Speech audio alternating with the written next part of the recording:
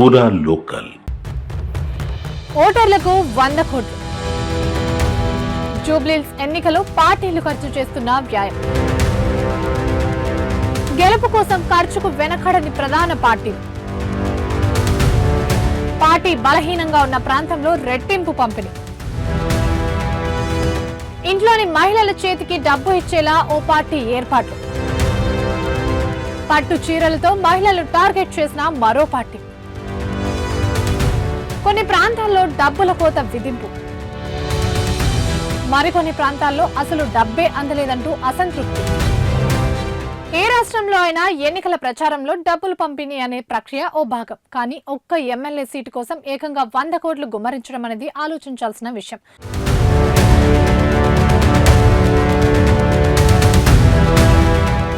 హైదరాబాద్ లోని జూబ్లీహిల్స్ బైపోల్ ఎన్నికలను రాష్ట్రంలోని 3 ప్రధాన పార్టీలు ఎంతో కీలకంగా భావించాయి. అనుకున్నదే తడుగా ప్రచారాన్ని సైతం హోరెత్తించాయి.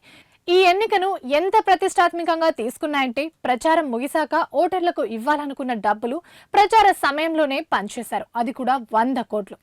దీంతో ఖర్చు పరంగానూ ఈ ఉప ఎన్నిక కొత్త రికార్డు రాస్తోంది.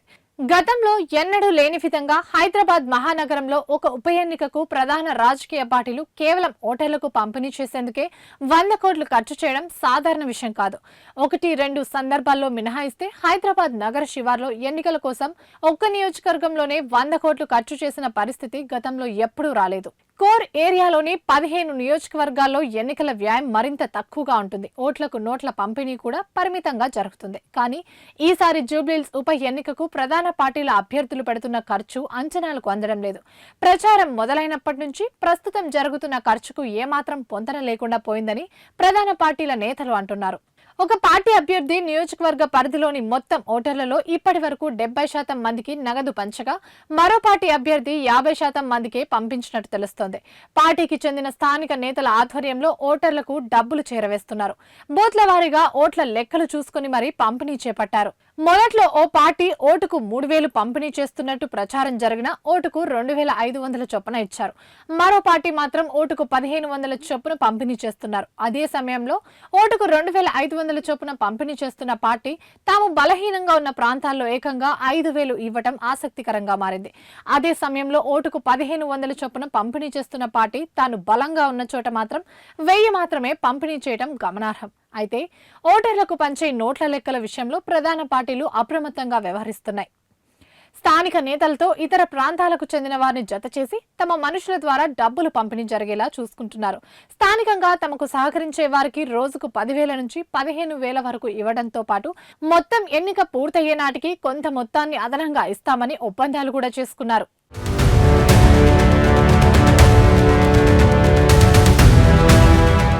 డబ్బుల పంపిణీ విషయంలో పార్టీలు ఆచితూచి వ్యవహరిస్తున్నారు. ఓటర్లకు డబ్బులు పంపిణీ చేస్తున్న క్రమంలో ఆ నగదును మహిళల చేతికి అందేలా జాగ్రత్త తీసుకుంటున్నారు. ఇంట్లో ఉన్న ఓటర్ల సంఖ్యను అడిగి సదరు ఇంటి మహిళ చేతిలో డబ్బులు పెడుతున్నారు. పురుషులకు ఇస్తే వారు ఆ డబ్బుల్ని మద్యానికి ఖర్చు చేసే అవకాశం ఉందని, అదే మహిళల చేతికిస్తే తమ నోట్లు ఓట్లుగా మారుతాయన్న నమ్మకాన్ని వ్యక్తం చేస్తున్నారు. ఓటుకి ఇచ్చే మొత్తానికి ఇది అదనంగా చూపిస్తున్నారు. ఇవన్నీ ఒక ఎత్తైతే నోట్లతో పాటు ఆడబిడ్డలకు కానుకగా వారి మనసుల్ని దోచుకునే బహుమతులను కూడా పంపిణీ చేస్తున్నారు. ఇందుకోసం ఓ పార్టీ 1,00,000 పట్టు చీరలు తెప్పించినట్టు సమాచారం. ఇప్పటి వరకు 50,000 పట్టు చీరలు పంపించినట్టు, మరో 50,000 పంచాల్సి ఉన్నట్టు సమాచారం అందింది. జూబ్లీహిల్స్ నియోజకవర్గంలో 4 లక్షల మంది ఓటర్లుండగా 2014 నుంచి ఇప్పటి వరకు జరిగిన 3 అసెంబ్లీ ఎన్నికల్లో ఇక్కడ సరాసరి పోలింగ్ 47% నుంచి 52% నమోదైంది. ఈ నేపథ్యంలో తాజా ఉప ఎన్నికలో పోలింగ్ అదే లెక్కన సాగినా 2 లక్షల ఓట్లకు పైనే పోలయ్యే అవకాశం ఉంది. దీంతో మొత్తం ఓటర్లలో 2 లక్షల మందికి తాయిలాలు అందేలా ప్రధాన పార్టీలు వ్యూహాన్ని సిద్ధం చేసుకున్నాయి. ఇంత భారీగా నోట్ల పంపిణీ ద్వారా ఓటర్ల మనసు గెలుచుకోవడం ఖాయమన్న అభిప్రాయాన్ని వ్యక్తం చేస్తున్నాయి. మేము పంపిణీ చేసిన ఓటర్లలో 50% మంది ఓట్లు వేసినా గెలుపు పక్క. డబ్బులు ఇవ్వకున్నా పార్టీపై అభ్యర్థిపై అభిమానంతో ఓట్లు వేస్తారు. అది అదనం అవుతుంది. గెలుపు సులువవుతుంది అంటూ ఓ పార్టీ ఇప్పటి వరకు 1,50,000 మంది ఓటర్లకు తాము ఇవ్వాల్సింది ఇచ్చేసినట్టుగా చెబుతుంటే, మరో పార్టీ మాత్రం 1,00,000 మంది ఓటర్లకు మాత్రమే డబ్బులు పంపిణీ చేసినట్టు తెలుస్తోంది. దీంతో పోలింగ్ పూర్తయ్యే నాటికి ప్రధాన పార్టీ అభ్యర్థుల ఎన్నికల పంపిణీ ఖర్చు 100 కోట్లు దాటపోవడం ఖాయమని మాట బలంగా వినిపిస్తుంది.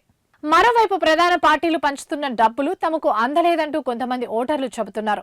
డబ్బులిచ్చే వారి కోసం ఇళ్ల వద్ద పడిగాపులు కాశారు.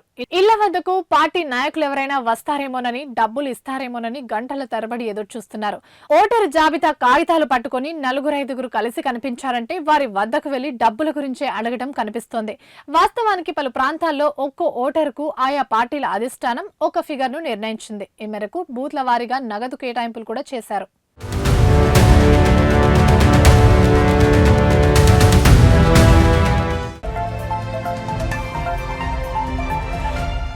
पूरा लोकल।